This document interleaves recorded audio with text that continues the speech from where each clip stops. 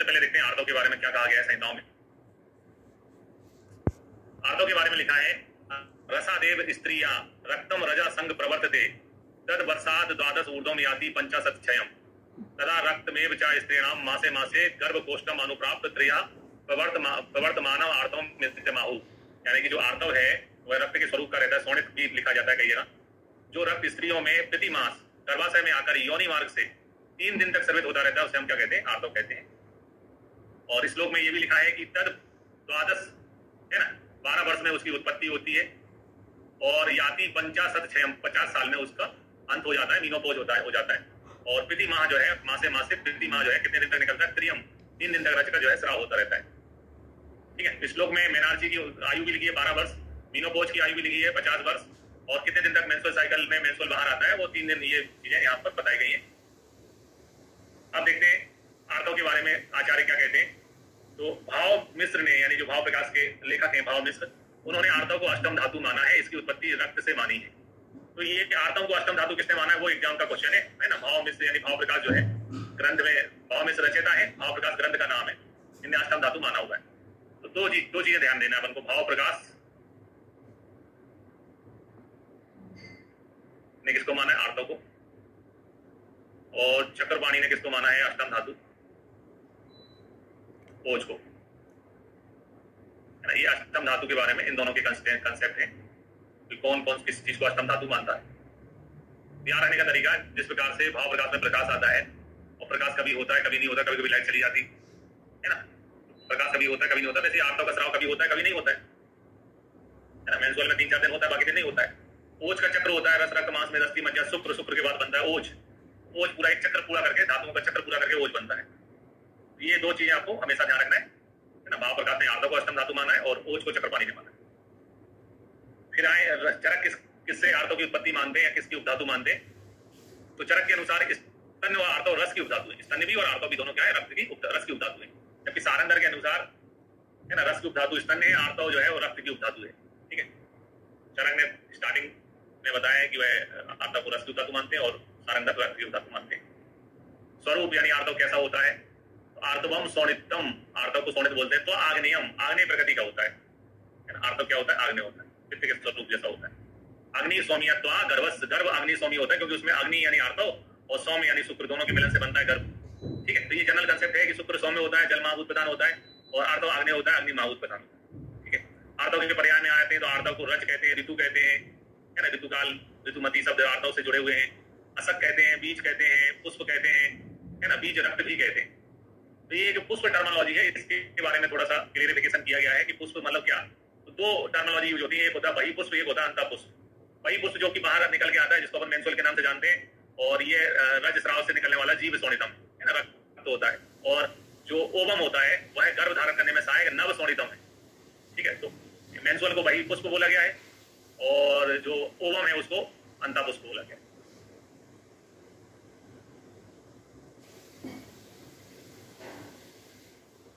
बही पुष्प बोला गया है मेंस्ट्रुअल को, अंतः पुष्प बोला गया है ओवम को।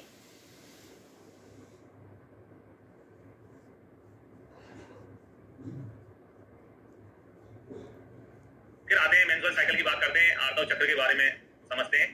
तो आचार्य सुश्रुत का श्लोक है, उसको देखते हैं।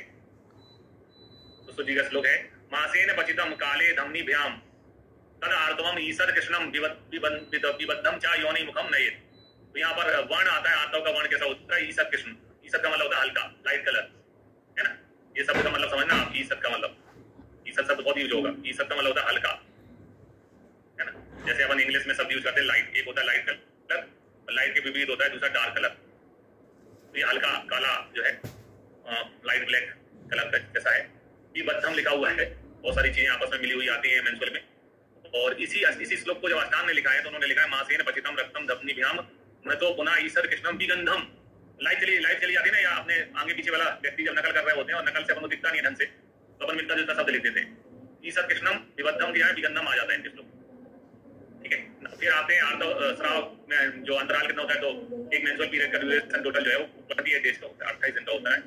आर्तव है धमनियां जो है वो कितनी होती है? 2 होती है। धमनियां हर चीज की 2 ही होती है। धमनियों का चैप्टर हम जब सुसु सारी में पढ़ते हैं धमनियों का चैप्टर, तो धमनियां शुक्र का, आर्तव का, वहन करने वाली मूत्र का, पुरुष का, सब चीजों की धमनियां 2 ही होती है फिर स्त्रियों के अपत्य मार्ग में 10-20 पेशियां आंतरिक होती है, जिसमें से 10 स्तन में रहती हैं, 4 अपत्य में होती हैं और 3 जो है शुक्र आर्तव को प्रवेश कराने वाली होती है। तो शुक्र आर्तव को प्रवेश कराने वाली पेशियां कितनी होती हैं? 3 होती हैं। तो ये पुराने टाइम के बहुत फेवरेट क्वेश्चन है। इस टाइप के क्वेश्चन पूछे जाते थे पुराने एग्जाम में। आप जैसे मैं बहुत पुरानी बात कर रहा हूँ, बीएचयू का पेपर उठा के देखोगे 2003 का, एक शिमला पीजी का देखोगे, शिमला का क्वेश्चन देखो, पीजी का पेपर देखोगे 2005 का, तो उसमें ये पूछे गए आर्तव भाई धमनियां कितनी होती हैं और आर्तव भाई पेशियां कितनी है ना, दोनों ही क्वेश्चन एग्जाम में पूछे गए। फिर आते हैं रजस्राव के बारे में। रजस्राव के बारे में लिखा है मासी मासी रजा स्त्री नाम रजसा सर्वती त्रियम वत्स रात द्वादश ऊर्ध्वम याति पंचाशत क्षय, यानी प्रति माह जो है स्त्रियों के जो है योनि मार्ग से रज का स्राव होता है 3 दिन तक, जिसकी 12 वर्ष में उत्पत्ति होती है और 50 साल में जिसका क्षय होता है। रजस्राव की मात्रा कितनी मानी जाती? तो अंजलि प्रमाण के हिसाब से रज की मात्रा 4 अंजलि बताई गई। ब्रिटिश पद्धति में इसको 2 ऑन्स गिना जाता है। ब्रिटिश पद्धति में ऑन्स लिया जाता है, 2 ऑन्स मानते हैं। और नॉर्मली जो आधुनिक जो है उसमें आर्तव की मात्रा जो है वो 40 से 80 ml मानी जाती है। अब आर्तव या मेंस्ट्रुअल जो जिसे कह लें, उसमें पूरा तरह से ब्लड नहीं होता, उसमें दूसरी चीजें भी रहती हैं। तो ब्लड लॉस कितना होता है एक मेंस्ट्रुअल में? उसका आंसर जो है गायनी की बुक में जो दिया हुआ है वो है blood loss during average menstrual है ना, वो होता है 35 cc। ये 35 cc वाला क्वेश्चन आया हुआ है ना, CGPSC का क्वेश्चन है 2008 का। इसका आंसर है 35 cc। मेंस्ट्रुअल जो लॉस होता है, मेंस्ट्रुअल में जो ब्लड लॉस होता है एक, वो 35 cc रहता है। फिर एक और क्वेश्चन आता है कि जब मेंस्ट्रुअल पीरियड आने वाले होते हैं है ना, रजस्राव काल चल रहा होता है, उस समय वो जो है वेट गेन होता है कि वेट लॉस होता है?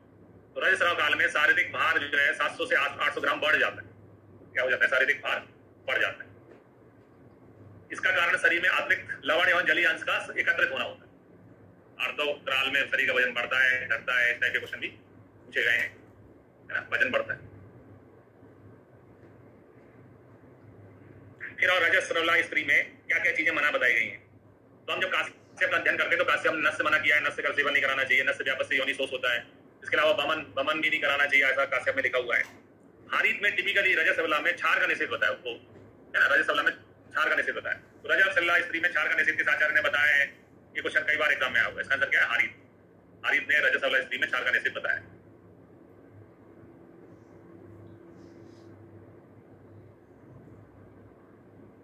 निषेध बताया छार को। जबकि धात्री में जो केयर टेकर होती बच्चे की, धात्री में निषेध जो है वो काश्यप ने बताया। धात्री में काश्यप है और रजस्रवला में छार का जो है निषेध जो है वो हारीत ने बताया।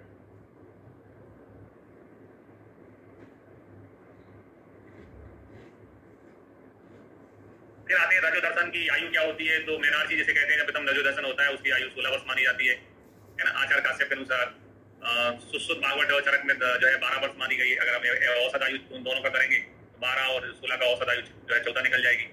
ठीक है। फिर हम मीनोपोज की बात करते हैं। मीनोपोज कब होता है? रजो निवृत्ति कब होती है? तो सभी आचार्यों ने चरक सुश्रुत भागवत में मीनोपोज की आयु जो है 50 साल मानी है।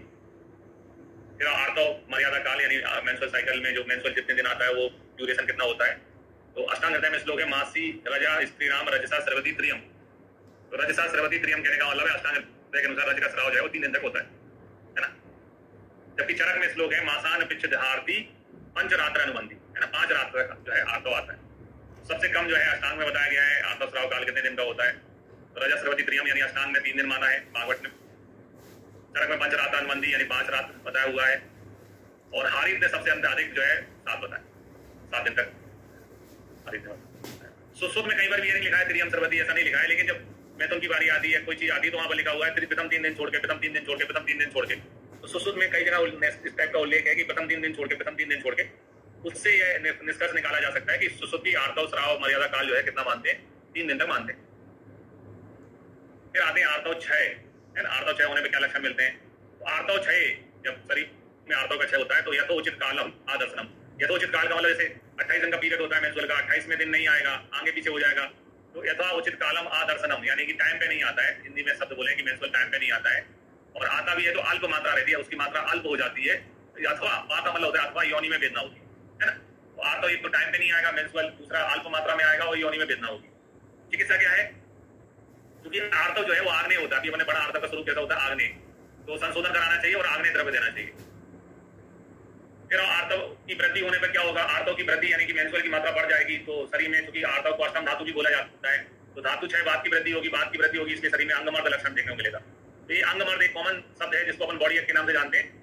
प्रदर जब पढ़ते हैं, प्रदर के लक्षणों में भी अंगमर्द आता है और आर्तव वृद्धि के लक्षणों में भी अंगमर्द बताया एक तो अंग मर्द होगा, बॉडी एक होगा, अति प्रवृत्ति होगी और शरीर में दुर्गंध महसूस होगी, है ना, दुर्गंधम शम। चिकित्सा में आ जाओ तो चिकित्सा में रक्त पित्त के समान चिकित्सा करना चाहिए, रक्त पित्त चिकित्सा करें। क्या आर्तव के कार्य रक्त लक्षणम आर्तवम गर्भ कच्छ गर्भो गर्भ लक्षणम स्तन्यम स्तन्यो पीनत्वम जननम जीवनम चेति, है ना। तो आर्तव के लिए लिखा है कि रक्त के समान लक्षण वाला आर्तव जो है गर्भ की स्थिति का कारण होता है, ठीक है। और जब गर्भ हो जाता है तो गर्भ के होने पर स्तन्यों में पीनत्वम करता है और जो है जीवन भी जो है रक्त का लक्षण बताया हुआ है। तो ये क्वेश्चन ये बनता है कि ये जीवन जो शब्द है, जीवन किसका है ना। स्तन्य का भी जीवन होता है और रक्त का भी जीवन होता है, स्तन्य का भी जीवन होता है, सीधा जीवन नाम।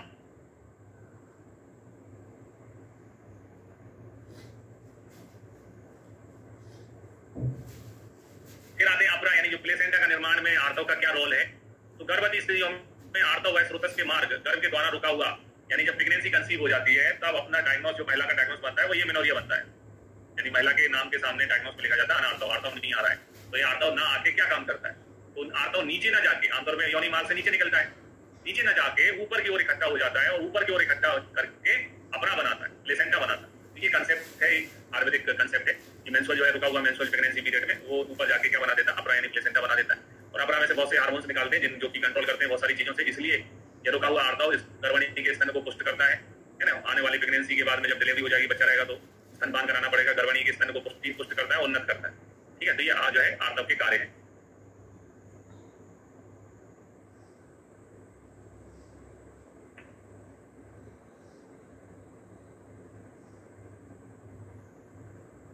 फिर आता है तीसरा जो काम है आर्तव का, वो क्या काम क्या है, स्तन गर्भाशय एवं योनि की वृद्धि, ठीक है। तो स्त्रियों में गुह्यांगों पर रोम राजी के साथ साथ रज के धीरे धीरे संचित होने से स्तन गर्भाशय और योनि की वृद्धि होती है ना। तीसरा काम है आर्तव का, स्तन गर्भाशय योनि की वृद्धि कराना। फिर आते हैं शुद्ध आर्तव के लक्षण।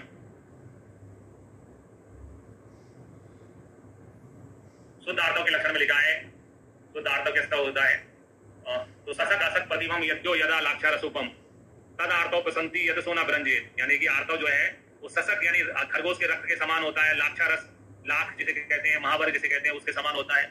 वह आर्तव प्रशंसनीय होता है जो कपड़े वगैरह साफ करने पर वस्त्र पे दाग ना छोड़े, है ना, वह आर्तव प्रशंसनीय होता है, ऐसा आचार्य सुश्रुत बताते हैं। चरक कहते हैं गुंजा फल सवर्णम चा, गुंजा फल के समान होता है। पद्मालक यानी कमल, लाल कमल के समान होता है। इंद्र गोप यानी वीर बहुटी के समान दिखने वाला जो है आर्तव जो है वो शुद्ध होता है।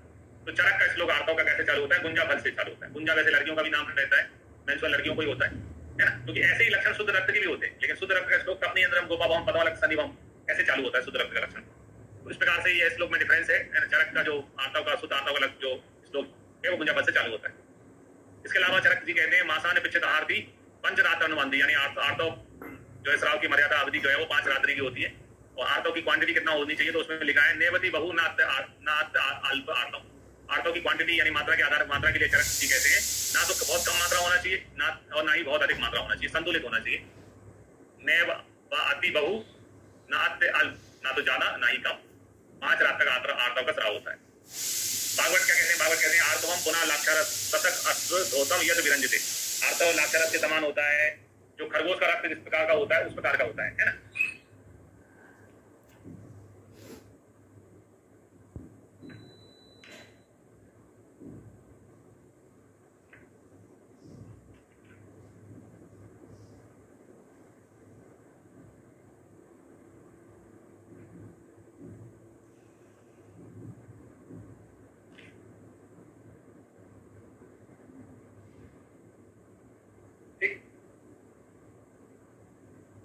फिर आते हैं आर्तव के दोष। तो चरक में आर्तव का दोष नहीं बताया गया, लेकिन जो शुक्र दोष होते हैं उन्हीं के समान आर्तव दोष को मानते हैं, है ना। शुक्र दोष बताए गए वैसे ही आर्तव दोष माने जाते हैं। शुक्र दोष होते हैं तनु तनु रूक्षम विवर्णम पुति पिछला माने धातु संसर्गम अवसादी चा, यानी फेनल होना, तनु होना, रूक्ष होना, विवर्ण होना, पुति होना, पिछल होना और अन्य धातुओं का मिला हुआ होना, ये जो है शुक्र के दोष है ना। और टीका में ऐसा लिखा रहता है कि आर्तव के भी इसके समान ही होते हैं। सुश्रुत में दोनों के बताए गए हैं।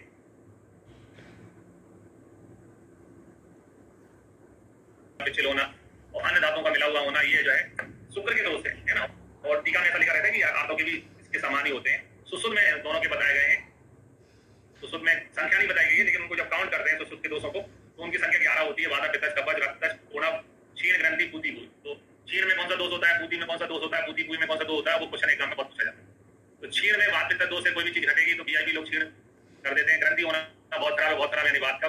और पूती बस होती है पी के, पित्त का दोष होता है।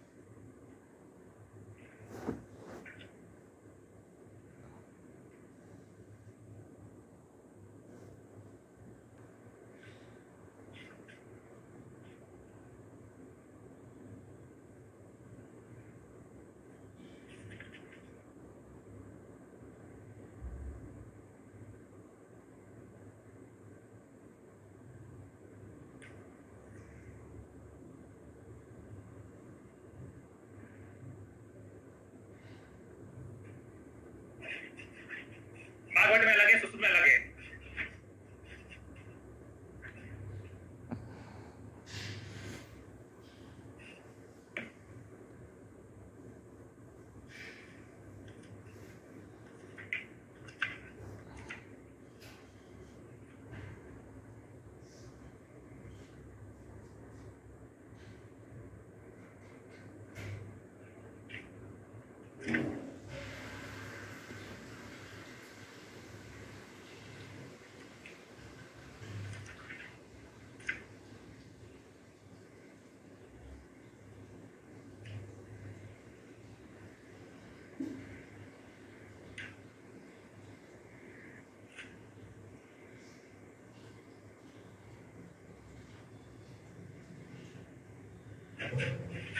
अपोजिट है, अपोजिट। सुसुत कहते हैं यदसो ना विरंजित है, जो कपड़ों को रंजित यानी दाग ना छोड़े, रंजित ना करे, ये बोलते हैं सुसुत।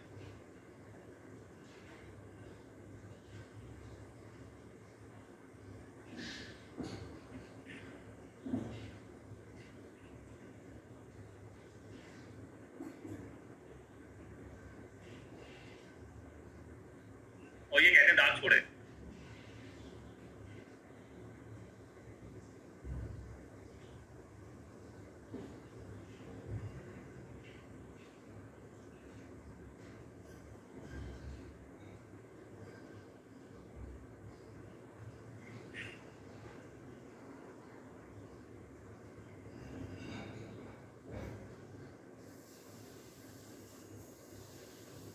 ग्यारह होते 11।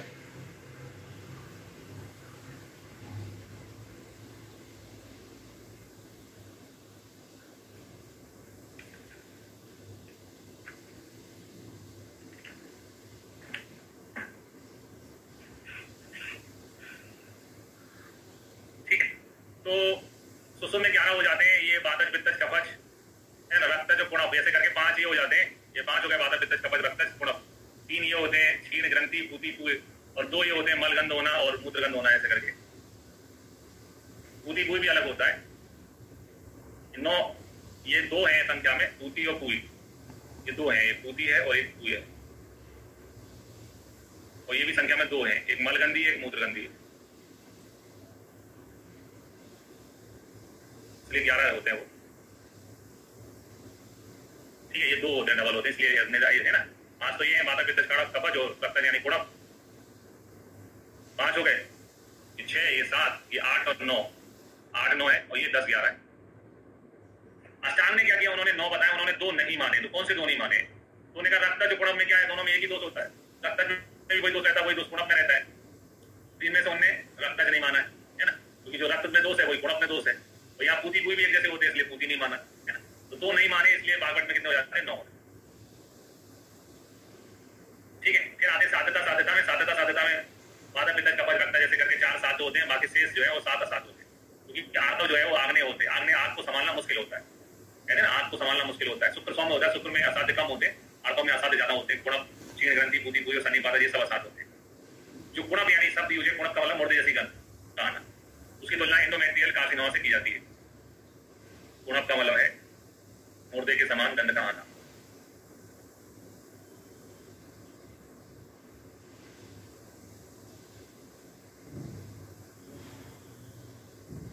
मुर्दे के समान गंध का आना एंडोमेट्रियल कार्सिनोमा से तुलना करते हैं। 11 दोषों की सामान्य चिकित्सा। उत्तर बस्ती और पित्त वर्धक आहार विहार का सेवन कराना चाहिए। आर्तव आग्नेय है तो पित्त सम से सम की वृद्धि होगी, इसलिए पित्तवर्धक आहार व्याध का सेवन कराना चाहिए।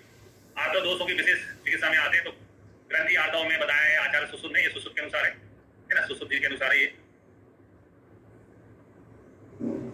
ग्रंथि आर्तव में लिखा उन्हें वृक्ष त्रयोष्ण यानी त्रयोष्ण कर्कटु को कहते हैं, और पाठा वात का प्रयोग करना चाहिए। तो याद रखने का तरीका वृक्ष पर यानी पाठा, वृक्ष पर तीन ग्रंथि यानी त्रयोष्ण, वृक्ष पर तीन ग्रंथि, ऐसे शब्द से याद कर लो।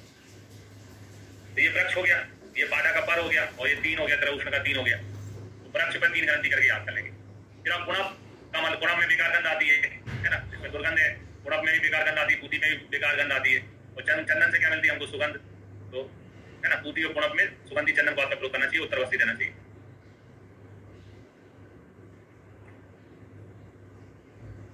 फिर आते हैं नष्ट आर्तव में। नष्ट आर्तव में लिखा है दूसरा आवृत मार्ग द्वारा आर्तव बिना नश्यति स्त्रियां, है ना, दोषों के मार्गों द्वारा आवृत हो जाने से स्त्रियों का आर्तव जो है उसका नाश हो जाता है। ठीक है, आर्तव नष्ट आर्तव में पित्त दोष नहीं माना जाता कभी। चिकित्सा में आते हैं तो इसमें तिल का प्रयोग करना चाहिए। तिल जो है उष्ण होते हैं, कुलथ अम्ल पित्त जनाना पित्त है, उष्ण होती है। मांस जो है प्रस्य मानी जाती है, मांस का प्रयोग करना चाहिए। और जो उष्ण वीर चीजें होती है जैसे मछली है, मत्स्य है, गौमूत्र है, दही है, तक्र है, कांजी है, अम्ल है, खटाई वाली चीजें, खट्टा जो रस होता है वो पित्त को बढ़ाता है, पित्त स्वरूप का होता है आर्तव। तो ये सारी चीजें चिकित्सा में दी जाती। तो निम्नलिखित में किसका यूज जो है नष्ट आर्तव की चिकित्सा में बताया गया, वो क्वेश्चन बनता है। तो तिल का, कुलथ का, ये तो दाल हो गई, तिल हुआ, कुलथ हुआ, ये तो हमारे अनाज हो गए। इसके अलावा मछली, मत्स्य, है ना, मछली के बारे में तो बहुत अच्छा ही कथन दिया गया है आचार्य जो है भाव प्रकाश ने। आर्तव आदर्शने नारी मत्स्य सेवित नित्य सब, यानी आर्तव का दर्शन नहीं है, आर्तव मेंस्ट्रुअल नहीं आ रहा है, ऐसी नारी को, महिला को प्रतिदिन डेली जो है मछली का सेवन करना चाहिए। मछली जो है उष्ण वीर होती, आर्तव भी उष्ण आग्नेय होता है।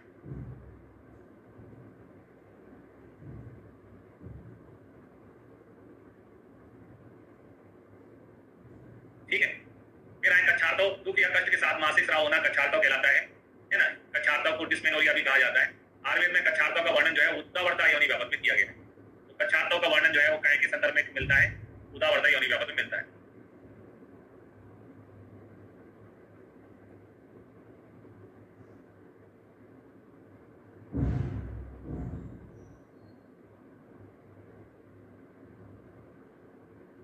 ठीक है, उदावर्ता योनि व्यापक में होता है। उदावर्ता में लिखा हुआ है रुगारता रजा कक्षेणो उदावर्त विमुच्यति, यानी उदावर्त में कच्छ पूर्वक जो है रज निकलता है, कच्छार्तव देखने को मिलता है। बागपट के अलावा, चरक के अलावा सुश्रुति ये कहते हैं सब फैनल उदावर्ता रजा कक्षेण विमुच्यति, है ना, कच्छार्तव जो है वो उदावर्ता का लक्षण है। फिर dysmenorrhea is also called uterine angina, angina में जैसा दर्द होता है वैसे ही जो है डिस्मेनोरिया में देखने को मिलता है, इसलिए इसको यूटेराइन एंजाइना भी कहते हैं। फिर मॉडर्न के हिसाब से, आधुनिक विज्ञान के हिसाब से कच्छार्तव जो होता है जिसको डिस्मेनोरिया कहते हैं, उसके 4 भेद माने जाते हैं। कितने भेद माने जाते हैं? 4। इन 4 में पहला है स्पाज्मोटिक या न्यूरोलजिक डिस्मेनोरिया। दूसरा स्पाज्मेटिक पेन, बहुत जो है बहुत मतलब बहुत आसानी होता है स्पाज्मेटिक पेन। फिर दूसरा है कंजेस्टिव डिस्मेनोरिया, तीसरा है ऑब्स्ट्रक्टिव, और चौथा है स्लेस में कला झिल्ली यानी मेम्ब्रेस डिस्मेनोरिया। तो 4 प्रकार का होता है, स्पाज्मोटिक, कंजेस्टिव, ऑब्स्ट्रक्टिव और मेम्ब्रेस डिस्मेनोरिया।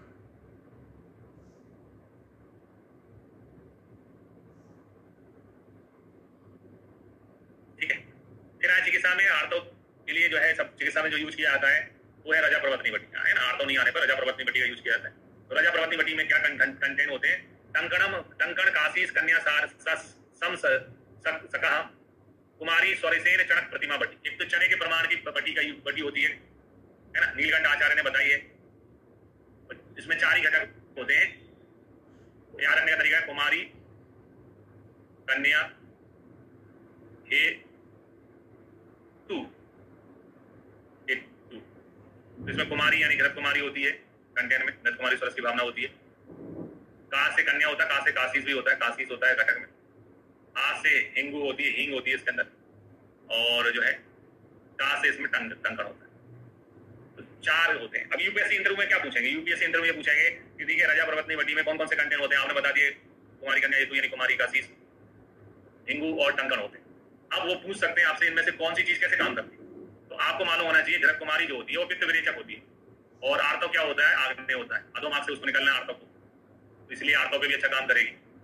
कई लोग रजा प्रवर्तनी बटी कामला में भी देते हैं कि कामला भी पित्त के ऑब्स्ट्रक्शन का जो एक रोग है। मतलब आप व्यवहारिक चीज बता रहा हूँ, कई लोग मतलब अपने लिख के तो नहीं दे सकते, पुड़िया बना के दे देते हैं जॉइंट में, कामला में। व्यवहारिक आंसर है ये, मतलब जो प्रैक्टिस करते हैं उनके अनुभव है। कन्या यानी काशी जो है वो सोर्स ऑफ आयरन है ना, खून बढ़ाने के लिए, हीमोग्लोबिन बढ़ाने के लिए काशी। और हींग जो है वो क्या पे काम करती है, आंतों को निकालना अपान वायु का काम है, तो हींग अपान वायु को कंट्रोल करती है। और जो टंकण है वो स्रोतोशोधक होता है, मूड गर्भ प्रवर्तक होता है, तो रुकी हुई चीजों को स्रोतोशोधक होने से रुकी हुई चीजों को बाहर निकाल देगा। ठीक है, इस प्रकार से रजा प्रवादी वटी में जो है 4 कंटेन होते हैं, कुमारी कन्या यानी कुमारी काशीस, हिंगू और टंकण।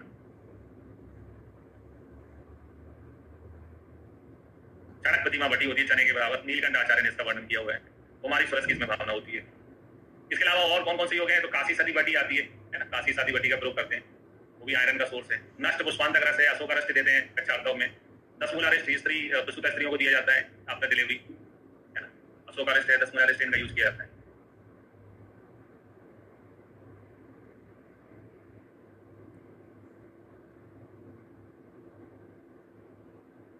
कन्या का काशीस बताया, मतलब केस K4, कन्या नहीं लिया मैंने, कन्या का मतलब के से लिया काशीस। पानी से लेना है,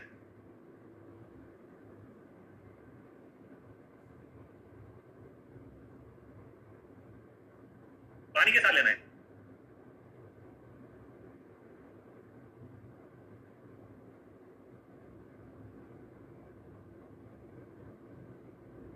ठीक, फिर आते पॉलीमिनोरिया या एपिमिनोरिया क्या है, तो पॉलीमिनोरिया या एपिमिनोरिया अधिक रक्तस्राव के साथ आर्तो चक्र का छोटा होना जो है पॉलीमिनोरिया कहलाता है।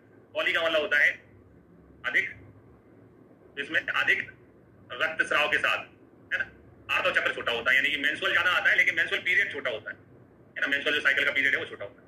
हाइपोमिनोरिया में रक्तस्राव की मात्रा और आर्तो चक्र दोनों ही न्यून होते हैं यानी कम। हाइपो का मतलब ही होता है डाउन यानी कम। ओलिगोमिनोरिया, ओलिगो का मतलब होता है इसमें आर्तो चक्र की अवधि बढ़ जाती है, 35 दिन से भी अधिक हो सकती है, यानी 28 दिन का आर्तो चक्र होता है, लेकिन ओलिगोमिनोरिया में वो बढ़ के 35 दिन से ज्यादा हो सकता है, यानी मेंस्ट्रुअल आने के बीच में जो गैप होता है वो 28 से बढ़ के 35 दिन हो जाता है, उससे अधिक हो जाता है। फिर अब क्रेप्टोमिनोरिया ये क्वेश्चन एग्जाम में बहुत पूछा जाता है। तो क्रेप्टोमिनोरिया ये है कि जैसे जैसे सबसे पहले पहला मेनार्ची हुआ, आर्तोस्राव आना चालू हुआ महिला को, और उसकी हाइमेन जो है वो छेद जो है वो होनी हुआ है अभी, तो उस कारण से आर्तो जो है अंदर रुक जाता है योनि में, है ना, तो इसमें आर्तो आता तो है लेकिन आछिद्रित योनि छद्म होने के कारण बाहर नहीं निकल पाता, उसको क्रेप्टोमिनोरिया कहते हैं। क्रेप्टोमिनोरिया में एक क्वेश्चन आता है, collection of menstrual blood in vaginal canal जो है उसको किस नाम से जाना जाता है, हेमेटोकाल्पस नाम से जाना जाता है। ये क्वेश्चन भी हेमेटोकाल्पस क्या है वो पूछा जाता है एकदम। हेमेटोकाल्पस है collection of the menstrual blood in vaginal canal. ठीक है, तो आज के लिए इतना ही, कल इससे आगे देखेंगे।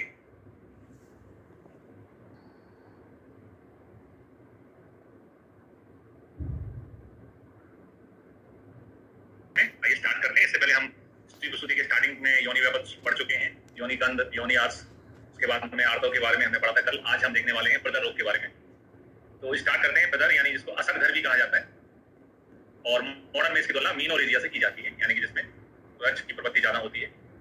प्रदर की परिभाषा देते हुए आचार्य कहते हैं कि रजा विदीरते यस्मात् प्रदर स्तेन साइस्मता, यानी इसमें रज यानी आर्तव जो है विदीरते यानी अधिक मात्रा में आने लगता है, इसकी मात्रा यानी क्वांटिटी बढ़ जाती है, इस कारण से इसे प्रदर या असकधर कहते हैं। ठीक है, तो मात्रा में अधिकता होने के कारण इसको क्या कहते हैं, प्रदर कहते हैं। असकधर के लक्षणों में आते, तो क्योंकि हम जो एक कंसेप्ट को फॉलो करते हैं जो हमने भी पढ़ा था कि जब भी अष्टम धातु है हमारे शरीर की आर्तव, और जब भी शरीर में धातु का क्षय होता है तो वात की वृद्धि होगी। ठीक है, और जब हमारे शरीर में से आर्तव यानी अष्टम धातु का क्षय हो रहा है तो उस कारण से वात की वृद्धि होगी, और वात की वृद्धि होने के लक्षण इसमें आ जाते हैं, स अंग मर्द स वेदना, है ना। तो ये कंसेप्ट को समझना है, आर्तव जो है वो हमारे शरीर का एक इंपॉर्टेंट अष्टम धातु के रूप में उसको स्वीकार किया गया है भाव प्रकाश में। और जब भी हमारे शरीर में धातु का क्षय होता है यानी कोई भी चीज कम होती है तो शरीर में वात, धातु क्षय वात वृद्धि, गणित जैसा फॉर्मूला है, धातुओं का क्षय होता है तो वात की वृद्धि होती है ना। तो इस कारण से वात की वृद्धि हो जाएगी, और वात की वृद्धि हो जाने से लक्षण के रूप में क्या आएगा, है ना, वात के बिना शरीर में वेदना नहीं होती है, अंगमर्द देखने को मिलता है, और वो भी वेदना के साथ, है ना, वेदना लक्षण के साथ, यानी पूरे शरीर में बॉडी एक, बदन टूटना ऐसा फील होगा। ठीक है, इससे पहले जब हम आर्तव वृद्धि पढ़ रहे थे, है ना, आर्तव की वृद्धि वाला क्षय वृद्धि पढ़ रहे थे, उसमें भी अंगमर्द शब्द आया था। आर्तव की वृद्धि, है ना, उसमें भी अंगमर्द शब्द आया था। फिर आते एक्सेसिस हो जाता है तो क्या उसका लॉस या क्या नुकसान हमारे शरीर में दिखाई देने लग जाएंगे। तो पहले हम यहाँ बात कर रहे हैं सुसु शारीर के श्लोक की। सुसु शारीर के श्लोक में तस्यात् अति प्रवृत्ति दौर्बल्यम, शरीर में दुर्बलता आ जाती, वीकनेस आ जाएगी। प्रलाप लक्षण देखने को मिलेगा, भ्रम, मूर्छा, तम, तृष्णा, दाप, लाभ, पंडुत्तम, तंद्रा रोगे, बाधजा। तो उपद्रव को जो अपन गौर करते हैं, उपद्रव में जो चीजें लिखी हैं, जैसे दौर्बल्य है, दुर्बलता आना, शरीर में धातुओं का क्षय होना, बात को दृष्टिगोचर करता है, बात को रिप्रेजेंट करता है लक्षण दौर्बल्य। प्रलाप वो वाक प्रवृत्ति, बोलना वायु के कारण होता है, तो जब व्यक्ति ज्यादा बोलता है उसमें भी वाक प्रवृत्ति होती है। तो कहने का मतलब वात दोष के लक्षण है, अगर हम देखें तो वात दोष के लक्षण के रूप में उपद्रव में दौर्बल्य, प्रलाप, बातज रोग देखने को मिलता है। इसके अलावा पित्त दोष के लक्षण में, क्योंकि आग्नेय है, पित्त का संपर्क है ना, तो भ्रम, मूर्छा, तम, तृष्णा, दाह, ये पित्त के लक्षण जो है देखने को मिलते हैं। तम में थोड़ा सा मतांतर हो सकता है।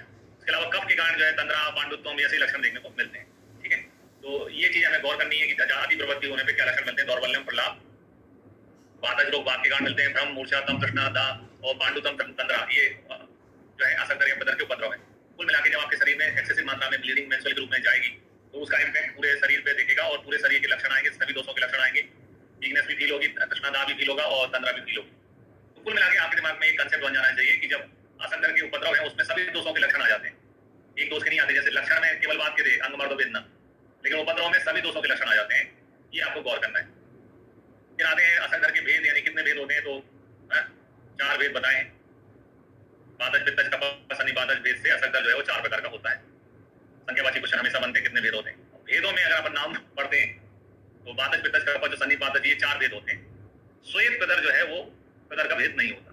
श्वेत प्रदर is not a type of प्रदर, ये प्रदर का भेद नहीं होता। ठीक है, एक प्रकार से लक्षण के रूप में जो वाइट डिस्चार्ज होता है इसलिए श्वेत प्रदर नाम दिया जाता है, लेकिन वेदों में नहीं आता है श्वेत प्रदर। ठीक है, ये हमें ध्यान रखना है, श्वेत प्रदर जो है प्रदर का भेद नहीं है।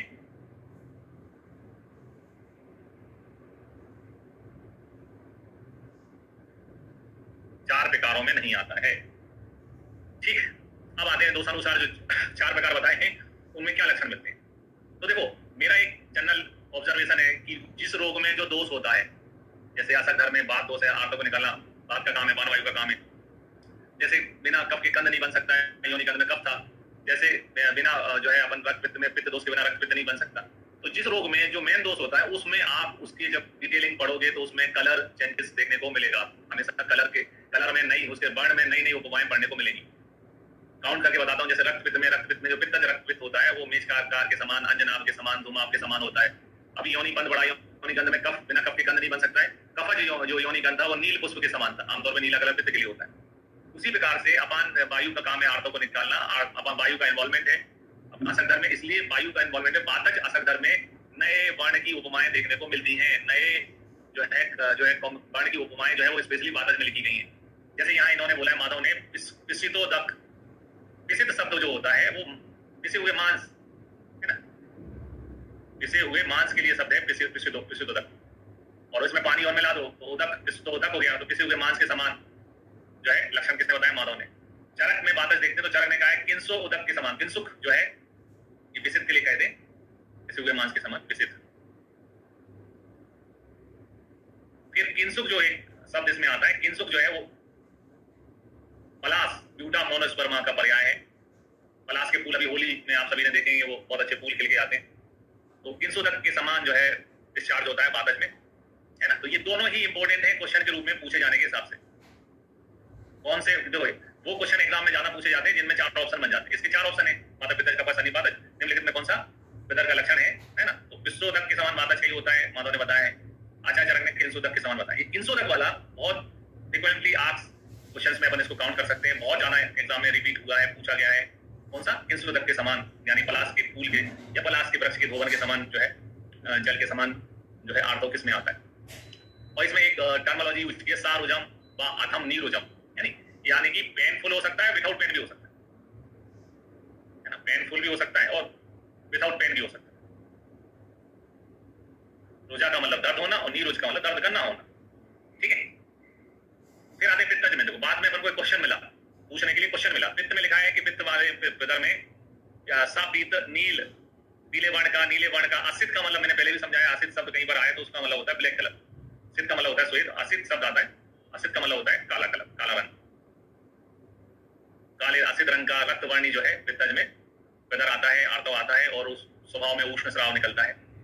आचार्य चरक भी ऐसे कहते हैं, पीत नील असित रक्तवर्णी नितांत अत्यंत उष्ण स्राव होता है, नितांत, तो यहाँ जो पितर पितर का लक्षण जो चरक ने बताया वो क्वेश्चन के रूप में पूछा जाता है ना? ये वाला क्वेश्चन पूछा जाता है। पित्तज का नितांत शब्द है, नितांत कंटिन्यूटी इसकी को बोला नितांत, तो लिखा है रक्तम, नितांत रक्तम स्रवती, यानी कि कंटिन्यूअस ब्लीडिंग होती है। ये वाला जो शब्द है यहाँ पर रक्तवर्णी नितांत उष्ण स्राव होता है, ये वाला क्वेश्चन एग्जाम में पूछा जाता है। किसका लक्षण है, कौन से योनि व्यापक का है या प्रदर का है, ये ऐसा क्वेश्चन एग्जाम में आता है। नितांत रक्त स्रवती, ये वाला क्वेश्चन एग्जाम में आता है। पेपर लगाओगे पुराने तो इस टाइप के क्वेश्चन आपको मिलेगा।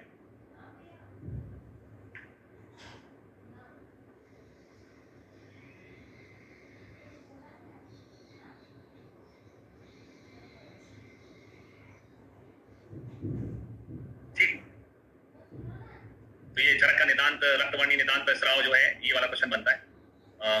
कफ में आते हैं, कफ में लिखा है कफज वाला कुलाक तो प्रतिबम, कुलाक कहते हैं मटर का जो पानी होता है उसको कुलाक कहते हैं। कुलाक कहते मटर हरी मटर है उसको धो आप, मटर के धोवन के समान आता है, चिलवन का आता है। सन्निपातज में डिफरेंस है बिटवीन जो है मानव में और चरक में। सन्निपातज में लिखा है इन्होंने सत्सो छोत्र सर्पी हरिताल वर्ण, क्या बताया? माधव में दिया हुआ है श्लोक, ऐसा नहीं है। भाव प्रकाश तो बात का ग्रंथ हो जाता है। माधव निदान पढ़ेंगे आप तो माधव निदान में भी ये चीज दी है। पेज नंबर जो माधव निदान पढ़ेंगे तो पेज नंबर बता देता हूँ मैं आपको, ताकि दिमाग में बन जाए कंसेप्ट। माधव में भी है 409 पेज है, पेज नंबर माधव निदान में। इधर के 4 वेदों का वर्णन माधव निदान में है। ठीक है, पहले जो ग्रंथ पहले आता है 7वीं शताब्दी का माधव निदान, तो अपन माधव निदान को मानेंगे। आपने भाव प्रकाश में देखा होगा, लेकिन भाव प्रकाश बात का ग्रंथ है।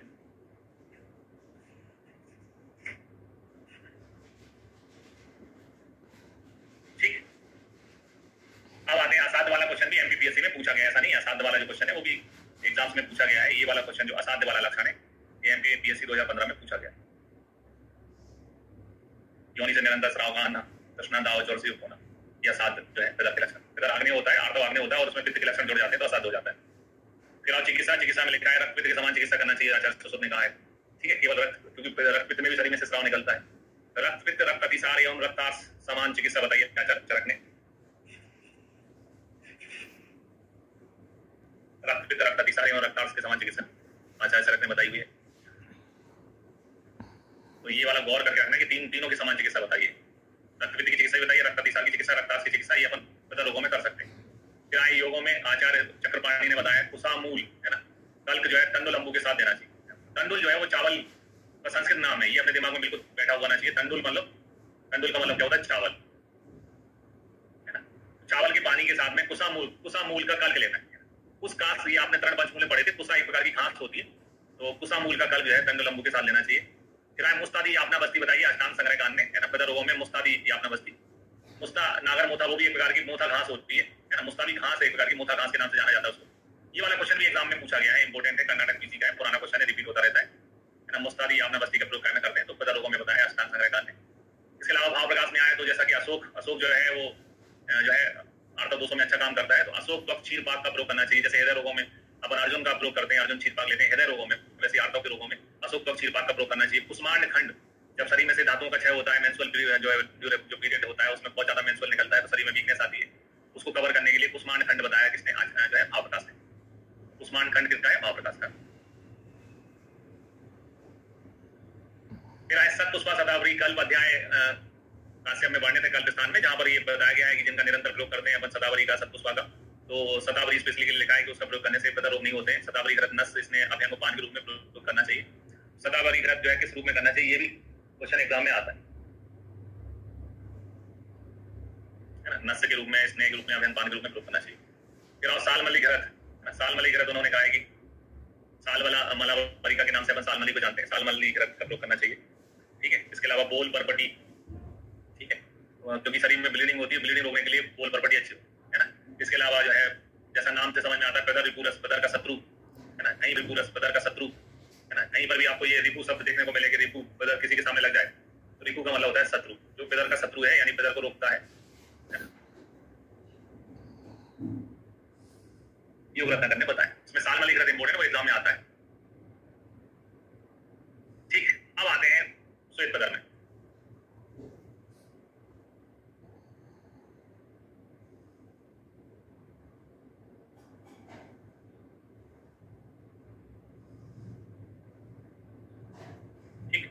आयुर्वेदिक संहिताओं में श्वेत बदन नाम से स्वतंत्र वर्णन नहीं है, श्वेत बदन पितर का भेद होता नहीं है, लेकिन चरक संहिता में जो कफज योनि बाबत बताया गया है, जो वात कफज योग कुलिका कर्णी योनि बाबत बताए गए हैं, एवं सुश्रुत संहिता में जो कफज योनि बाबत है जिसमें आता है कर्णी अतिचरणात्यानंदा एवं प्रशंसनी योनि बाबत में, क्योंकि इनमें वाइट डिस्चार्ज होता है, श्वेत स्राव होता है योनि मार्ग से, और काश्यप संहिता में जो परिशुद्धा जातरणी बताई गई उससे इसको कंपेयर कर सकते हैं।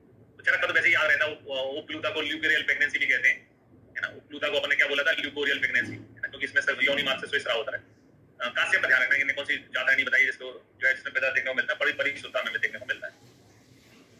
फिर आते सामान्य लक्षणों में, सामान्य लक्षण तो सिंपल कथन है कि योनि पथ से असामान्य श्वेत स्राव का होना जो है वो सामान्य लक्षण है, कोई विशिष्ट वेदना आदि आदि लक्षण नहीं मिलते हैं। आधुनिक विज्ञान में इसकी तुलना जो है ल्यूकोरिया से की जा सकती है। ल्यूकोरिया के भेद जो है वो 4 हैं, बल्बल ल्यूकोरिया, है ना, वेजाइनल ल्यूकोरिया, सर्वाइकल ल्यूकोरिया और यूटेराइन ल्यूकोरिया, है ना। बल्बर, वेजाइनल, सर्वाइकल और यूटेराइन, ठीक है। बल्बर जो है प्राय कम उम्र की बालाओं में होता है, और फिर बल्बर जो है कि मतलब आंतरिक भाग में जाते हैं तो वेजाइना तरुणियों में होता है, और आंतरिक भाग में जाते हैं सर्विक्स में, सर्वाइकल जो है वो गर्भवती स्त्रियों में होता है, और यूटेराइन जो है वो भी गर्भवती स्त्रियों में होता है। तो गर्भ जो है वो योनि के अंतरिम भाग में रहता है, सर्विक्स जो है योनि और गर्भाशय के बीच का हिस्सा है। तो ये दो जो है किसमें होते हैं, गर्भवती स्त्रियों में होते हैं, सर्वाइकल ल्यूकोरिया और यूटेराइन ल्यूकोरिया। अब आते हैं इनकी चिकित्सा में जो कि पदर में अपान वायु रज की गति कर रहा है तो रज को रोका जाता है, इसको स्तंभन कहते हैं अपन। तो ऐसे द्रव्य जो स्तंभन करते हैं उनका प्रयोग किया जाता है। तो पहला है पितर रोग में कसाय रस द्रव्य एवं मधु बढ़ती बनाकर योनि में धारण करना, है ना। कसाय रस जो है वो उसमें स्तंभक होता है। कसाय रस का काम है चलंतम है ना, जो गतिशील चीजों को रोक देते हैं वो स्तंभन गुण वाले होते हैं, है ना। फिर लोद्र का अपन लोद्रा सब पढ़ा है, जो लोद्रा सब यूज करते हैं अपन। तो लोद्र एवं बट कसाय से योनि का प्रक्षालन करना चाहिए, योनि का प्रक्षालन भी बताया। फिर इसके अलावा योनि का अभ्यंग करके सरल या गुगलू को घृत में या कटुक मत्स्य को तेल में मिलाकर धूपन करना चाहिए। धूपन भी बताया, धूपन करने के लिए अपन जानते हैं जैसे अपने घर में अपन धूप बत्ती जलाते हैं, तो धूप बत्ती में कंटेन होते हैं कुछ इसी प्रकार से। यहाँ जो निर्यास वाली चीजें सरल है, गुगलू है या इनको घृत में मिला के उसका धूपन करना चाहिए। अपने घर में भी यज्ञ होता है तो धूपन सामग्री आता है, उसमें घी डाल के अपन धूपन करते हैं, वैसे ही जो है योनि में धूपन करने के लिए बोला है। इसके अलावा रोहितक मूल कल्क जो है जल से लेना चाहिए, वो चरक ने बताया हुआ है। इसके अलावा भाव प्रकाश में आमल की बीज कल्क और मधु सरकार से 3 दिन तक लेने पर वह सभी प्रकार के पितर रोग नष्ट हो जाते हैं, वो बताया। आमल की बीज कल्क का मतलब क्या हो जाएगा, आंवले की जो गुठली होती है, वो आंवले की जो गुठली होती है उसको लेना है मधु के साथ। इसके अलावा एक पैरेलली, इसमें पैरेलली जो है आंवला का भी प्रयोग बताया है मधु के साथ, है ना, आंवला मधु भी बताया। ये क्वेश्चन जो है एक बार एग्जाम में पूछा जा चुका है AIPGD।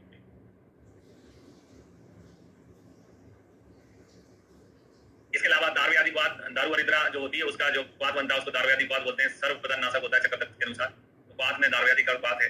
इसके अलावा फेमस योग जो है वो आचार्य चरक ने बताया, पुष्यनक चूर्ण का प्रयोग करना चाहिए सभी प्रकार के पितर रोगों में, पुष्यनक चूर्ण लाभदायक होता है। अनुपान जो है तनलोदक और मधु बताया आचार्य चरक ने, तनलोदक और मधु के साथ लेना चाहिए, ठीक, तनलोदक और मधु के साथ बताया हुआ है।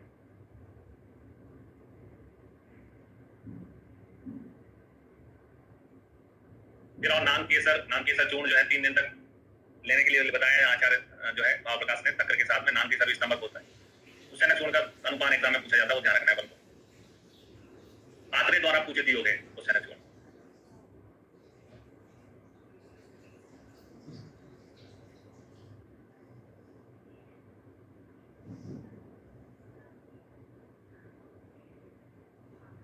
इसके अलावा नाम केसर चूर्ण 3 दिन तक अनुपान, है ना, तक्कर के साथ लेना चाहिए, ऐसा भाव प्रकाश ने बताया है। नाम केसर चूर्ण का प्रयोग करना चाहिए। प्रसिद्ध योगों में पेदरिपुरस है, पेदरिपुरस में पारद होता है, गंधक होता है। इसके अलावा नान भस्म होती है, 25% रसांजन होता है और 50% लोद्र तक चूर्ण होता है। तो यहाँ क्वेश्चन बनता है पेदरिपुरस का मुख्य घटक क्या है। पेदरिपुरस का मुख्य घटक जो है वो लोद्र चूर्ण है।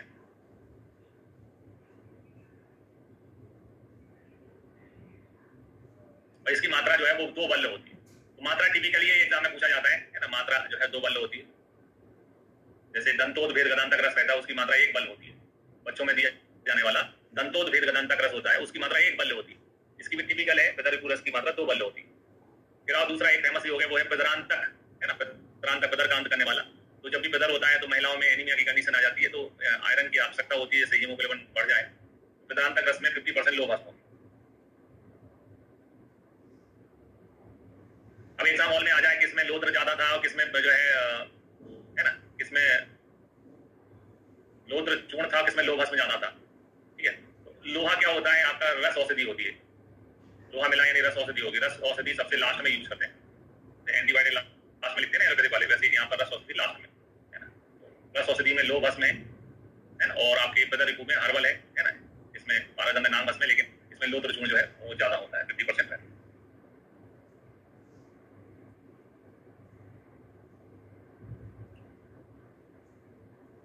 स्ट्रेटजी अपन एक दो दिन में बना के मैं आपसे डिस्कस कर लूंगा सभी लोगों से। अभी शॉर्ट पीरियड है हमारे पास, 2.5 महीने इनफ टाइम है, और कुछ 2.5 महीने में कैसे अपन को कवर करना है वो आपको मैं एक वीडियो अलग से बना के आप लोगों को के साथ में क्लास लूंगा उस चीज की। मोस्ट प्रोबेबली कल या परसों अपन उस चीज को करेंगे।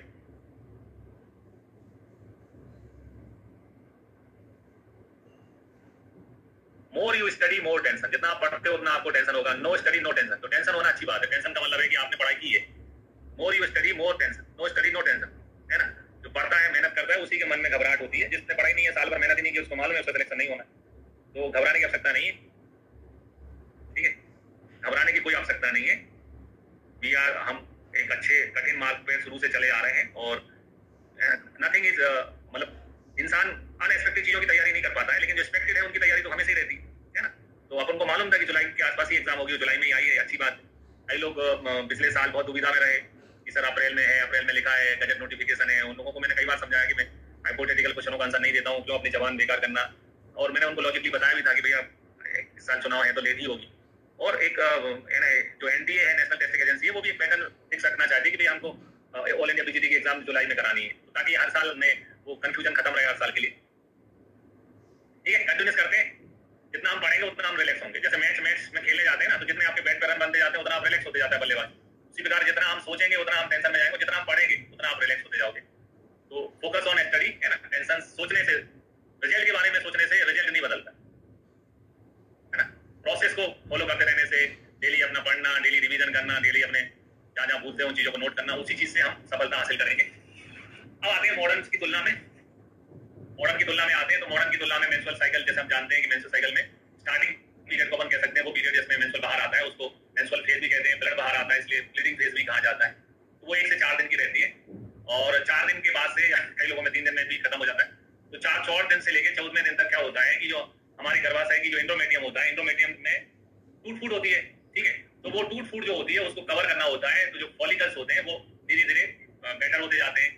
तो 4 से लेके 14वीं तारीख तक कहलाती है प्रोलीफेरेटिव या फॉलिकुलर फेज, है ना। जैसा अपन इसमें देख रहे हैं, ये देखिए फॉलिकल्स बड़े होता जा रहा है, बड़ा होता जा रहा है, बड़ा होता जा रहा है, और 14वें दिन जाके ये ओवुलेशन, है ना, जो मैच्योर्ड ग्रेवियन फॉलिकल होता है वो बस्ट हो जाता है, बस्ट हो जाता है, और ओवम उससे निकल जाता है, तो उसको ओवुलेशन कहते हैं, ठीक है।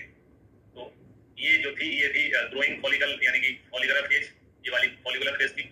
और ये जो है 14वें दिन क्या होता है, फॉलिकल मैच्योर्ड हो जाता है, मैच्योर्ड फॉलिकल को ग्रेवियन फॉलिकल कहते हैं, और वो बस्ट हो जाता है, फट जाता है, उसमें से ओवम निकलता है। उसी प्रोसेस को हम ओवुलेशन के नाम से जानते हैं। तो एक क्वेश्चन ये बनता है कि सामान्यतः ओवुलेशन कौन से दिन होता है, तो वो स्टैंडर्ड आंसर है उसका 14वें दिन होता है। तो ये क्वेश्चन इसका बनता है, ओवुलेशन कौन से दिन होता है, तो 14वें दिन होता है, स्टैंडर्ड आंसर है। उसके बाद में जब ग्रेवियन फॉलिकल से ओवम अलग हो जाता है तो कार्पस लूटियम बन जाती है। जो फॉलिकल बचा, जो फॉलिकल का हिस्सा रहता है उससे कार्पस लूटियम बनती है।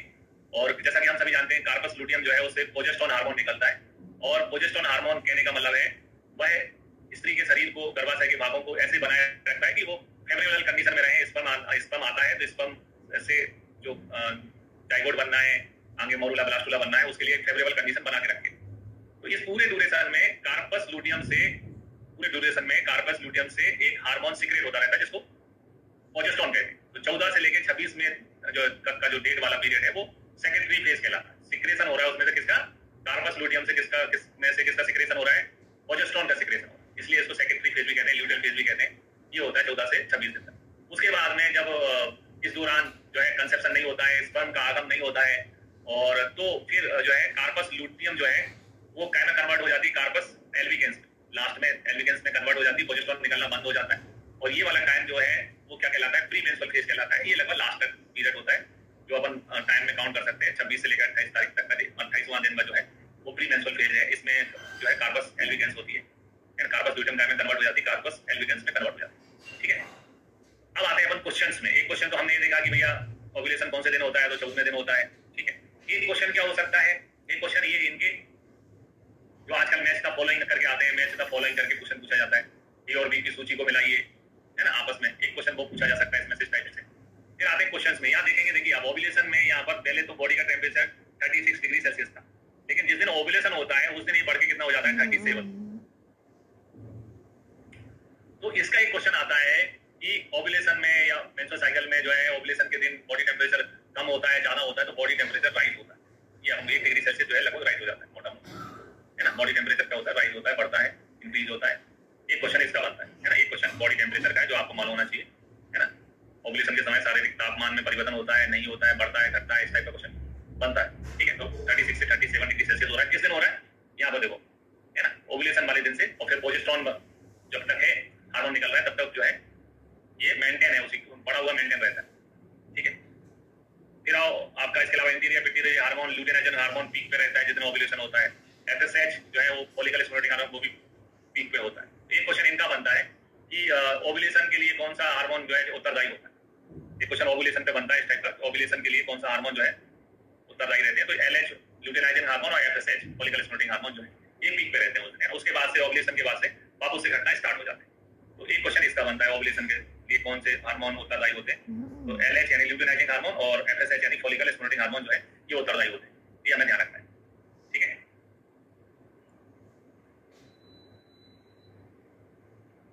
अपन एक आइडिया लग, देखो पर्सन टू पर्सन हर चीज वेरी कर सकती है। किसी को मेंस्ट्रुअल 3 दिन का हो सकता है, किसी का मेंस्ट्रुअल 4 दिन का हो सकता है, किसी का 5 दिन का भी हो सकता है, लेकिन एक स्टैंडर्ड बुक के हिसाब से अपन फॉलो करके पढ़ रहे हैं, ठीक है। तो ये तो एलोपैथिक ज्ञान है, ये है ना, हर उसके समान चेंज होता रहता है, ठीक है। अभी अपन को स्टैंडर्ड याद करना है 4 दिन का रहता है। इसके बाद में यहाँ पर इसको गौर करेंगे, ओवियन हार्मोन्स को गौर करेंगे यहाँ पर। तो जो ओव्यूलेशन से पहले इसका रोल जो पीक पे बढ़ता है वो ईस्ट्रोजन है, जो ईस्ट्रोडियोल के रूप में रहता है ना। ओव्यूलेशन से पहले इसका रोल रहता है ईस्ट्रोडियोल का, जिसको ईस्ट्रोजन के नाम से भी जाना जाता है। और ओव्यूलेशन के बाद में जो कार्पस ल्यूटियम बनती है उससे निकलता है प्रोजेस्टेरोन। ओव्यूलेशन ये जो है कब पीक पे जाता है, कार्पस ल्यूटियम से निकलता है, इसलिए ओव्यूलेशन के बाद में पीक पे जाता है क्या, प्रोजेस्टेरोन हार्मोन, ठीक है। इस प्रकार से यूटेराइन साइकिल होता है। इसमें अपन ये देख रहे हैं कि ये वाला पीरियड जो है वो मेंस यानी कि मेंस्ट्रुअल आने का पीरियड है, जहां पर ये वाला फेज जो है मेंस्ट्रुअल फेज है, ब्लीडिंग हो रही है इसमें। फिर उसके बाद में ये जो ग्रेवियन फॉलिकल है वो धीरे धीरे बढ़ते हैं, तो ये प्री फॉलिकल फेज भी कहते हैं इसको। इसके बाद में प्रोजेस्टेरोन हार्मोन निकलता है, सिक्रेटरी फेज यानी जो है ल्यूटियल फेज होती है। और उसके बाद में लास्ट में वापस से जब कार्पस अल्बिकन्स बन जाती है तो प्री मेंस्ट्रुअल फेज आ जाती है, ये वाली प्री मेंस्ट्रुअल फेज आती है। अब इसके अलावा कुछ और क्वेश्चन है उनको समझते हैं। पहला एक जनरल वाइज क्वेश्चन कि अनसेफ पीरियड ऑफ सेक्स कौन सा होता है।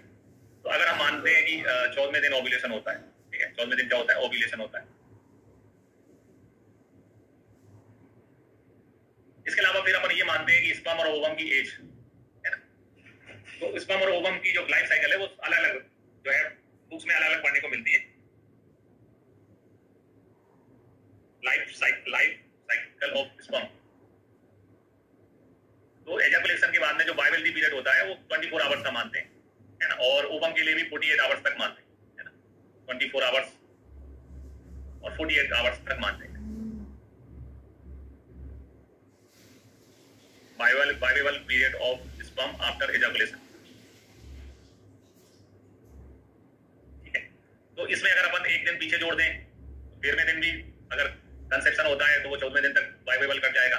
फिर ओवम का 2 दिन और होता है तो 15-16 भी जो है वो इसमें रेंज में आ जाएंगे। और थोड़ा और 2 दिन आगे पीछे जोड़ के कम से कम अपन ऐसा मान सकते हैं कि 11वें से दिन से लेकर 18वें दिन तक जो है वो अनसेफ पीरियड फॉर सेक्स रहता है। यानी कि अगर जो है कंसेप्शन हो सकता है, बच्चा जो है प्रेगनेंसी कंसीव हो सकती है इस पीरियड में अगर सेक्स रहता है तो, है ना, 11 से 18वें दिन के बीच। फिर आते हैं bleeding in menstrual occurs from tortuous artery.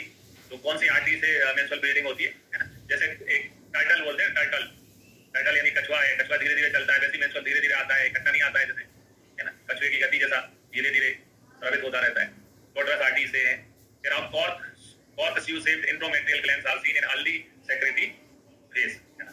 तो ये आप देख रहे हैं कि अर्ली सेक्रेटरी फेज है, उसमें कैसा देख रहे हैं, है ना, बीच में जैसे ऊपर नीचे शेप बन रहा है। तो कॉर्क स्क्रू शेप जो है इंडोमेट्रियम ग्लैंड का होती है, अर्ली सेक्रेटरी फेज में होती है। फिर टेलोस्कोपिक और ग्लैंड विथिन ग्लैंड जो है वो किस फेज में देखने मिलती है, लेट पॉलीफेरेटिव फेज में मिलती है। फिर रासा टूथिड एपियरेंस, है ना, ये दांत नुमा, इनको अपन दांत जैसा कह सकते हैं, दांत भी ऐसे होते हैं, है ना, वैसे दांत जैसा आकार बन रहा है यहाँ पर। सॉ टूथिड एपियरेंस देखने मिलता है लेट सेकेंडरी फेज में। कम पूछे जाते हैं ऐसे क्वेश्चन, लेकिन फिर भी अपन ध्यान दे लेते हैं। Decidual cell are developed from stroma cell. Decidual cell कैसे डेवलप होते हैं, स्ट्रोमा सेल से होते हैं। फिर ध्यान रखना है कि कि regeneration of endometrium occurs 48 hours after conception of menses, है ना। मेंस यानी कि जो मेंस्ट्रुअल साइकिल बंद होता है उसके 48 घंटे बाद से रीजनरेशन ऑफ एंडोमेट्रियम चालू हो जाता है। इसका मतलब ये है, सिंपल सा अपन जैसे समझ सकते हैं, ये चित्र में ये मेंस्ट्रुअल यहाँ आ रहा है तो एंडोमेट्रियम में टूट फूट हो रही है, उसके बाद में ये फॉलिकुलर फेज आने लगती है और ये ठीक होने लगती है, इसकी मरम्मत जैसी होने लगती है। फिर of crime and suicide are more common in premenstrual phase, है ना, प्री मेंस्ट्रुअल फेज में कॉमन होती है। बेस्ट टाइम को स्पांजियोग्राम कराना है, तो जो फॉलिकुलर फेज होती है उसमें कराना चाहिए, है ना, 5 से लेकर 14 दिन ऑफ मेंस के में कराना चाहिए। Term menorrhagia can be used if the amount of menstrual bleeding is more than 80 ml, तो जिसको हम अत्य आर्तव कह सकते हैं, जिसमें आर्तव की मात्रा ज्यादा आती है। अत्य आर्तव जो है टर्मोलॉजी कब दी जाएगी, जब मेंस्ट्रुअल की मात्रा जो है वो 80 ml से ज्यादा हो जाएगी। फिर आप progesterone hormone is secrete from corpus luteum, progesterone hormone कैसे निकलता है, ये बहुत कॉमन क्वेश्चन है, कई बार एग्जाम में पूछा गया है, ध्यान रखना है, सिंपल है लेकिन भूल जाते हैं, कभी कभी ध्यान नहीं होता। तो प्रोजेस्टेरोन हार्मोन कैसे निकलता है, कार्पस लुटियम से निकलता है। Small quantity of oestrogen relaxin androgen is also secreted from it, है ना, थोड़ी मात्रा में ईस्ट्रोजन रिलैक्सिन एंड्रोजन, है ना, बीज से स्रावित होते हैं। Oestrogen hormone is secreted from theca and the nerve Graafian follicle, oestrogen hormone कैसे निकलता है, ग्रेफिन फॉलिकल से निकलता है, ओवरी, है ना, ओवरी का जो हिस्सा है उससे। Quantity of oestrogen secreted in second half of menstrual cycle is 10 to 12 mg, है ना, 10 to 12 mg रहता है। मतलब प्रोजेस्टेरोन ऐसा नहीं है कि प्रोजेस्टेरोन निकलने के बाद में ईस्ट्रोजन बंद हो जाता है, ये लाइन यहाँ पर बंद खत्म नहीं हुई है, ये लाइन यहाँ पर कंटिन्यूटी है ना, ये अपन इंटीरियर पिट्यूटरी हार्मोन देख रहे हैं, तो यहाँ पीक पे होता है ल्यूटेनाइजिंग ओवुलेशन के दिन, लेकिन है ना सीक्रेशन बना हुआ है। फिर आओ best time for vaginal and endometrial cytology, है ना, विजाइनल एंडोमेट्रियल साइटोलॉजी के लिए सबसे अच्छा है 21 से 28 दिन ऑफ मेंस्ट्रुअल के 21 से 28 दिन के बीच में। Best time and biopsy in TB endometrium, है बायोप्सी कराना है टीबी एंडोमेट्रियम में, तो प्री मेंस्ट्रुअल फेज में करा लेना चाहिए। फिर आप थियोरेटिकल आइडियल कंट्रासेप्टिव जो है वो होता है इंट्रायूटेराइन डिवाइस, यानी कि गर्भाशय में जहां भ्रूण को आरोपित होना होता है वहां पर कोई और चीज रहती है ना, तो प्रॉपर्टी के नाम से जानते हैं इसको अपन, इंट्रायूटेराइन डिवाइस जो है वो थियोरेटिकल आइडियल कंट्रासेप्टिव है। फिर आते हैं postmenstrual time is the best time for insertion for an intrauterine septum device, यानी कि प्रॉपर्टी जो होती है उसको लगाने के लिए सबसे अच्छा टाइम है पोस्ट मेंस्ट्रुअल फेज, मेंस्ट्रुअल खत्म होने के बाद का। Excessive and prolonged menstrual bleeding is complication of intrauterine device. आमतौर पे इंट्रायूटेराइन डिवाइस लगाते हैं, अपन ने देखा था कि किसी इंट्रायूटेराइन डिवाइस की जो है जो लाइफ स्पैन है किसी की 3 साल होती है, किसी की 4 साल होती है, किसी की 10 साल तक भी रहती है। तो महिला इनको धारित करती है, महिलाएं जब इनको बाहर निकाल देती हैं तो उसका कॉम्प्लिकेशन देखने को मिलता है कि बहुत अधिक मात्रा में ब्लीडिंग होती है ना, ये कॉम्प्लिकेशन है। इसके अलावा vessel body temperature rise 1 degree at the time of ovulation, ovulation के समय शरीर का तापमान घटता है, बढ़ता है, सामान्य रहता है, इस टाइप का क्वेश्चन एग्जाम में पूछा गया है। तो ओवुलेशन के समय शारीरिक तापमान में वृद्धि होती है 1 डिग्री सेल्सियस, 36 से 37 हो जाता है, सब ने देखा था, 36 डिग्री सेल्सियस से 37 पे पहुंच जाता है। फिर आप factor responsible for increasing the temperature during ovulation, है ना, वो क्या है, प्रोजेस्टेरोन। फिर LH hormone reach peak at the time of ovulation, है ना, ओवुलेशन के समय एलएच है और जो है एफएसएच है, फॉलिकुलर स्टिमुलेटिंग हार्मोन है, ये दोनों जो है वो पीक पे होते हैं, एफएसएच और LH. In absence of fertilization, carpus luteum function up to 12 to 14 days, है ना, 12 से 14 दिन तक काम करती है। उसके बाद में अगर फर्टिलाइजेशन नहीं होता है तो कार्पस लुटियम जो है कार्पस अल्बिकन्स में कन्वर्ट होकर खत्म हो जाती है। In lactic mother the menstrual flow usually occurs 3 to 4 month after delivery, यानी कि जैसे जो जिनको प्रसव हो चुका होता है उन महिलाओं में 3 से 4 महीने में पहला मेंस्ट्रुअल वापस से आना स्टार्ट होता है, तो वो मॉडर्न उसकी ड्यूरेशन मानता है लगभग 3 से 4 महीने बाद आना स्टार्ट होता है ना। इसी को जो है अपने यहाँ जो है सूती का काल के नाम से भी जाना जाता है। किसी आचार्य ने 1.5 महीने बताया, किसी ने 6 महीने बताया हुआ है। तो मॉडर्न इनमें है कि lactating mother the menstrual flow usually occurs 3 to 4 month after delivery के 3 से 4 महीने के बाद आना स्टार्ट हो जाता है।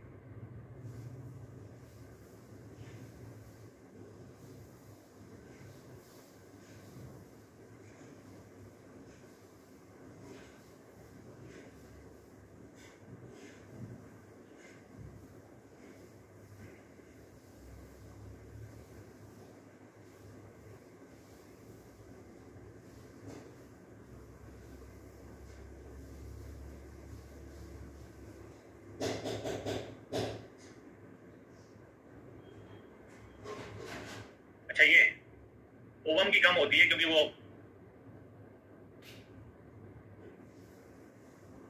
और स्पर्म की जो है अलग अलग बुक में अलग लिखा रहता है, किसी में 48 आवर्स लिखी रहती है और अप टू जो है 72 आवर्स भी होता है।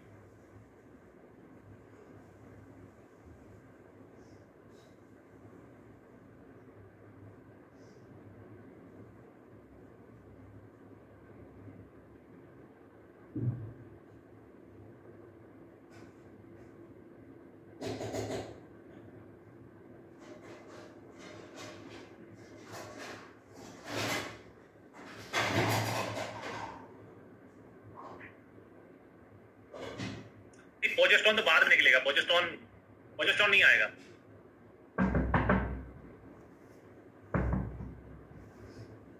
प्रोजेस्टेरोन नहीं आएगा, प्रोजेस्टेरोन तो ओव्यूलेशन के बाद में कार्बन ल्यूटेन बनेगी, फिर प्रोजेस्टेरोन आएगा। एलएच और एफएसएच रहता है ओव्यूलेशन के लिए।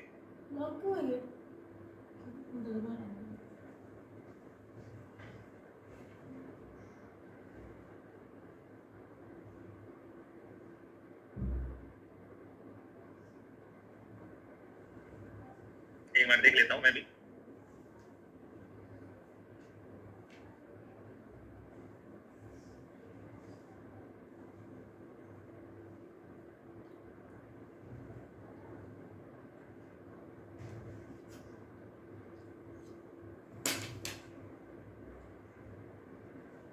ये आफ्टर एजाकुलेशन बात कर रहे हैं अपन।